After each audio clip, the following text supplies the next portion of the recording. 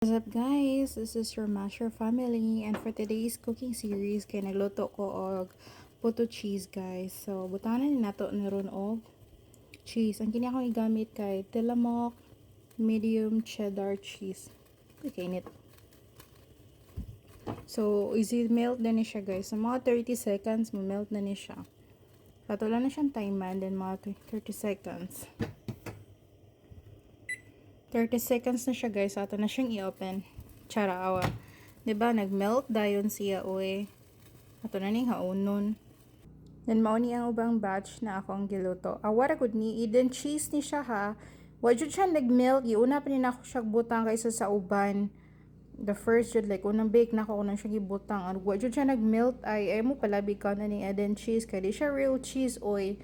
Ang real cheese mo melt dayon char. Basta maora to disclaimer.